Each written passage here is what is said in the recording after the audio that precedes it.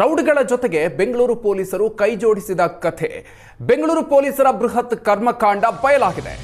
ಸಾಕ್ಷಿ ಆಧಾರಗಳಿದ್ರೂ ಕೂಡ ರೌಡಿಗಳಿಗೆ ಪೊಲೀಸರೇ ಬೆಂಬಲವನ್ನ ಕೊಡ್ತಾ ಇದ್ದಾರೆ ಅನ್ನುವಂತಹ ಪ್ರಶ್ನೆ ಎದ್ದಿದೆ. ರೌಡಿ ಶೀಟರ್ ರೇವಾ ಗ್ಯಾಂಗ್ನಿಂದ ಯುವಕ ರೇವಂತ್ ಭೀಕರವಾಗಿ ಕೊಲೆಯಾಗಿರುವಂತಹ ಪ್ರಕರಣ. ಭೀಕರವಾಗಿ 24 ವರ್ಷದ ಯುವಕನನ್ನ ಹತ್ಯೆ ಮಾಡಲಾಗಿದೆ. ಕಿಡ್ನಾಪ್ ಕೇಸ್ ಕೊಟ್ಟರೂ ಕೂಡ ಪೊಲೀಸರು ಕ್ರಮವನ್ನೇ ಕೈಗೊಂಡಿಲ್ಲ. ನನ್ನ ಮೇಲೆ ಇಂಥವರಿಂದಲೇ ಹತ್ಯೆ ಯತ್ನ ನಡೆಯಲಿದೆ ಅನ್ನುವಂಥ ವಿಚಾರವನ್ನ ಸ್ವತಃ ರೇವಂತ್ ಹೇಳ್ಕೊಂಡಿದ್ದ. ವರ್ತೂರು ಪೊಲೀಸರಿಗೆ ಹಲವು ಆಡಿಯೋಗಳನ್ನು ಕೂಡ ಈ ಪ್ರಕರಣಕ್ಕೆ ಸಂಬಂಧಪಟ್ಟಂತೆ ರೇವಂತ್ ಕಳಿಸಿದ್ದ ಅನ್ನುವಂಥ ವಿಚಾರ ಕೂಡ ಗೊತ್ತಾಗ್ತಿದೆ. ವರ್ತೂರು ಇನ್ಸ್ಪೆಕ್ಟರ್ ಯೋಗಾನಂದ್ ಸೋನಾರ್ ಮೇಲೆ ಈಗ ಆರೋಪ ಕೇಳಿ ಬರ್ತಾ ಇದೆ.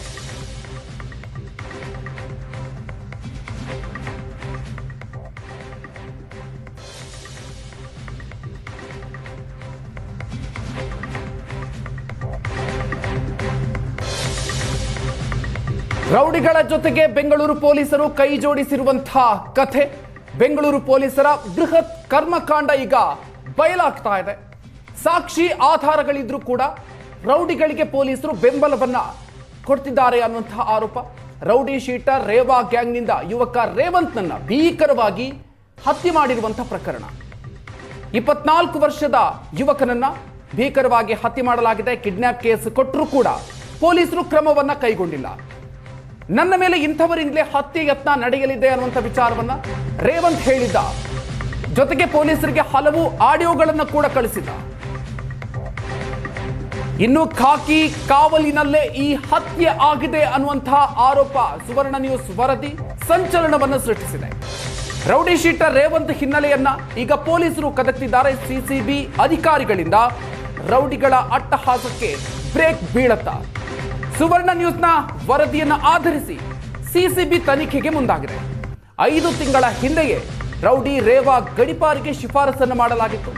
ಸಿಸಿಬಿ ಅಧಿಕಾರಿಗಳಿಂದ ರೌಡಿ ರೇವಾ ಶಿಫಾರಸಿಗೆ ಮನವಿಯನ್ನು ಮಾಡಲಾಗಿತ್ತು. ಸಿಸಿಬಿ ಅಧಿಕಾರಿಗಳ ಶಿಫಾರಸಿಗೂ ಕೂಡ ವರ್ತೂರು ಪೊಲೀಸರು ಕ್ಯಾರೆ ಅಂದಿಲ್ಲ. ಗಡಿಪಾರು ಆದೇಶಕ್ಕೆ ಪೊಲೀಸರು ಸಿದ್ಧತೆಯನ್ನು ಮಾಡಿಕೊಂಡಿದ್ರು. ಸೈಲೆಂಟ್ ಅಧಿಕಾರಿಗಳ ದಿಕ್ಕು ತಪ್ಪಿಸುವಂತಹ ವೈಟ್ ಫೀಲ್ಡ್ ವಿಭಾಗದ ಪೊಲೀಸರು ಮತ್ತು ಸಿಸಿಬಿ ಮುಖ್ಯಸ್ಥರಿದ್ದಾರೆ, ಅವ್ರ ಗಮನಕ್ಕೆ ವಿಚಾರ ತರಬೇಕಾಯ್ತು ಸರ್. ಸಿಸಿಬಿ ಮುಖ್ಯಸ್ಥರಿಗೂ ಹೋಗಿದ್ದೆ ಸರ್. ಅಲ್ಲಿ ಆನಂದ್ ಸರ್ ಅಂತೇಳಿ ACP ಅವ್ರಿಗೂ ಎಲ್ಲ ನಾನು ಸ್ಟೇಟ್ಮೆಂಟ್ ಕೊಟ್ಟಿದ್ದೀನಿ. ಅವರು ಹೇಳಿದ್ರು ನಿಂಗೆ ಥ್ರೆಟ್ ಇದೆ, ಹುಷಾರಾಗಿರು, ನಾವು ಒಂದು ಲೆಟ್ರ್ ಹಾಕ್ತೀವಿ, ನಿನಗೆ PSO ತಗೋ. ಅವರು ಕೂಡ ಹೇಳಿದ್ದಾರೆ. ಎಲ್ಲ ಆಯುಕ್ತರುಗಳಿಗೂ ಕೊಟ್ಟಿದ್ದೀನಿ ಸರ್. ಅದು ಒಂದೊಂದು ಸರಿ ಅಲ್ಲ, 10 ಬಾರಿ ಕೊಟ್ಟಿದ್ದೀನಿ ಕಂಪ್ಲೇಂಟ್ಗಳು. ಎಲ್ಲ ಅಕ್ಲೇಜ್ಮೆಂಟ್ಸು ನನ್ನ ಹತ್ರ ಇದ್ದಾವೆ. ಆಮೇಲೆ ಈ ಕೊಲೆಗೆ ಮುಂಚೆ ಏನೇನು ಆಡಿಯೋ ರೆಕಾರ್ಡ್ಗಳಾಗಿದೆ ನನಗೆ ಬಂದು ಫಸ್ಟೇ ಧಮಕಿ ಹಾಕ್ತಾರೆ ಸರ್. ಆ ಧಮಕಿ ಆಡಿಯೋ ರೆಕಾರ್ಡ್, ಈ ರೇವಂತ್ ನಾವು ಕೊಲೆ ಮಾಡ್ತೀವಿ ಅಂತೇಳಿರೋ ಆಡಿಯೋ ರೆಕಾರ್ಡ್ಗಳ ಸಮೇತ ಎಲ್ಲ ಕೊಟ್ಟಿದ್ದೀನಿ. ಓಕೆ, ಅಂದರೆ ಪೊಲೀಸ್ ವ್ಯವಸ್ಥೆ ಮೇಲೆ ನಿಮಗೆ ನಂಬಿಕೆ ಕಮ್ಮಿ ಆಗ್ತಿದೆ ಸರ್? ನಿಜ ಸರ್. ಇಲ್ಲಿ ಆದ್ರೂ ಸತ್ಯನೇ ಗೆಲ್ತೈತೆ. ಆದರೆ ನಾನು ಕಾನೂನು ಹೋರಾಟ ಬಿಡೋದಿಲ್ಲ. ಯಾವುದೇ ಕಾರಣಕ್ಕೂ ಅವ್ನು ರೇವಂತ್ ನ್ಯಾಯ ಸಿಗೋವರೆಗೂ ನಾನು ಬಿಡಲ್ಲ. ಇದರಲ್ಲಿ ಏನು ಅನ್ಯಾಯಗಳು ಮಾಡಿದರೆ, ಇದಕ್ಕೆ ಹಿಂದೆಗಡೆ ಎಷ್ಟು ಕೊಲೆಗಳು ಮಾಡಿದ್ದಾನೆ ಅವನು ರೇವಾ, ಮತ್ತು ಎಷ್ಟು ಸ್ಟೇಷನ್ ರೌಡಿ ಶೀಟರ್. ನನ್ನ ಮೇಲೆ ಯಾವುದೋ ಒಂದು ಕೇಸ್ ಕೂಡ ಇಲ್ಲ ಸರ್. ಆದರೂ ನನ್ನ ಮೇಲೆ, ನಮ್ಮ ಹುಡುಗ ರಾಜೇಂದ್ರನ ಮೇಲೆ ಸುಳ್ಳು ಕೇಸ್ ಹಾಕ್ಬೇಕಂತೇಳಿ ತುಂಬ ಪ್ರಯತ್ನ ಮಾಡ್ತಾವ್ರೆ ಇಲ್ಲಿ. ಈಗ ನಿಮ್ಮ ಮೇಲೆ ಯಾವುದೇ ಆರೋಪ ಇಲ್ಲ ಅಂದರೆ ಅದನ್ನು ನ್ಯಾಯಾಲಯಕ್ಕೆ ಪ್ರೊಡ್ಯೂಸ್ ಮಾಡ್ಬೋದಲ್ಲ ಸಾಕ್ಷಿ ಆಧಾರಗಳನ್ನು? ಸರ್, ಸಾಕ್ಷಿ ಆಧಾರಗಳು ಮಾಡೋದಕ್ಕಿಂತ ಚಾರ್ಜ್ ಶೀಟ್ ಆಗಲಿಲ್ಲಲ್ಲ ಸರ್. ಚಾರ್ಜ್ ಶೀಟಿಗೆ ಮುಂಚೆ ಯಾವ್ಯಾವ ಆಫೀಸರ್ಗಳಿಗೆ ಅಧಿಕಾರಿಗಳು ಕೊಡಬೇಕು ಅವ್ರಿಗೆಲ್ಲ ನಾನು ತಲುಪಿಸಿದ್ದೀನಿ. ಏನೇ ಕ್ರಮ ಆಗ್ತಿದೆಯಾ ಸರ್? ಕ್ರಮ ಆಗ್ತಿದೆಯೋ ಇಲ್ಲೋ ಮುಕ್ತವಾಗಿ ಇಟ್ಟಿದ್ದಾರೆ. ಆದರೆ ಈ ಇನ್ಸ್ಪೆಕ್ಟರ್ ಯೋಗಾನಂದ್ ಅವ್ರು ಮಾತ್ರ ಈ ರೇವನ್ಗೆ ಅವನ ಈ ಕೇಸಲ್ಲಿ ಕೈ ಬಿಡಬೇಕು ಅನ್ನೋ ಉದ್ದೇಶ ಇಟ್ಕೊಂಡು, ಯಾಕಂದ್ರೆ ತುಂಬ ದುಡ್ಡು ತಗೊಂಡಿದ್ದಾನೆ ಸರ್. ಯಾಕಂದರೆ ಈ ಕೇಸ್ ಆಗೋದು FIR ಆಗೋದು 4ನೇ ತಿಂಗಳಲ್ಲಿ 2025ರಲ್ಲಿ. 5ನೇ ತಿಂಗಳು 6ನೇ ತಿಂಗಳಲ್ಲಿ ಇವ್ರ ಮಿಸ್ಸಸ್ ಹೆಸರಿಗೆ ತುಂಬ ಪ್ರಾಪರ್ಟಿ ಪರ್ಚೇಸ್ ಮಾಡ್ತಾರೆ. ಸುಮಾರು ಒಂದು 18 ಕೋಟಿ ರೂಪಾಯಿ ಆಸ್ತಿ ಅಷ್ಟು ಪರ್ಚೇಸ್ ಮಾಡಿದ್ದಾರೆ. ಅದರದ್ದು ಸೇಲ್ ಡೀಟೇಲ್ಗಳನ್ನ ನಾನು ತಗೊಂಡಿದ್ದೀನಿ.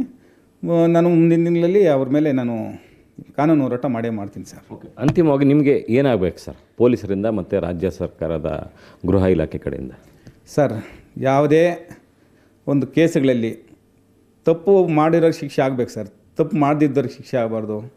ಇದರಲ್ಲಿ ನನ್ನ ಕಣ್ಣು ಮುಂದೆ ಕೊಲೆ ಮಾಡ್ತಾರೆ, ನಾನು ಪ್ರತ್ಯಕ್ಷದರ್ಶಿ, ನಾನು ಬಡ್ಕೊಂಡದ್ದು ನನ್ನ ಪ್ರತ್ಯಕ್ಷದರ್ಶಿ ಅಂತ. ಆದ್ರೂ ಇದರಲ್ಲಿ ಏನೋ ಒಂದು ಸುಳ್ಳುಗಳನ್ನ ಸೃಷ್ಟಿ ಮಾಡಿ, ಇಲ್ಲಿ ಉದ್ದೇಶ ಏನು ಗೊತ್ತಾ ಸರ್? ನಾನು 160% ಸ್ಟೇಟ್ಮೆಂಟ್ ಕೊಟ್ಟಿರೋದ್ರಿಂದ ಈ ಕೇಸಲ್ಲಿ ನಾನು ಸಾಕ್ಷಿ ಆಗ್ತೀನಿ ಅನ್ನೋ ಒಂದು ಹುನ್ನಾರ ಇಟ್ಕೊಂಡು ಇದರಲ್ಲಿ ಏನೇನೋ ಮಾಡಿ ಶ್ರೀನಿವಾಸನ ಅಕ್ಯೂಸ್ಡ್ ಮಾಡಿರಿ ಅಂತೇಳಿ ಅವರು ಇವುಗಳು ವಾದ ಮಾಡ್ತಾ ಇರೋದು ಆಪೋಸಿಟ್ ಅವರು. ಅದರಲ್ಲಿ ತುಂಬ ಜನ ರೆಕಮೆಂಡ್ ಕಡೆ ಮಾಡಿಸಿದ್ದಾರೆ. ಬರೀ ಅವ್ರಿಗೆ ಏನು ಬೇಕೋ ಅದು ಮಾಡ್ತಾರೆ ಸರ್. ಅವನು BJP ಕಾರ್ಯಕರ್ತನು ಒಂದೇ ಒಂದು ಉದ್ದೇಶ ಇಟ್ಕೊಂಡು ಇನ್ಸ್ಪೆಕ್ಟ್ರಿಗೆ ಹೇಳಿ ಇಷ್ಟೆಲ್ಲ ಮಾಡ್ತಿದ್ದಾರೆ. ಆದರೂ ಏನು ಮಾಡಿದ್ರು ಯಾವತ್ತೂ ಕಾನೂನು ಸುಮ್ಮನೆ ಕಣ್ಣು ಮುಚ್ಕೊಂಡು ಕೂತ್ಕೊಳಲ್ಲ. ನಮ್ಮ ಹತ್ರ ಎವಿಡೆನ್ಸ್ ಇದೆ, ನಾವು ಕಾನೂನು ಹೋರಾಟ ಮಾಡೇ ಮಾಡ್ತೀವಿ, ಬಿಡಲ್ಲ. ನ್ಯಾಯ ಸಿಗೋವರೆಗೂ ರೇವಂತ್.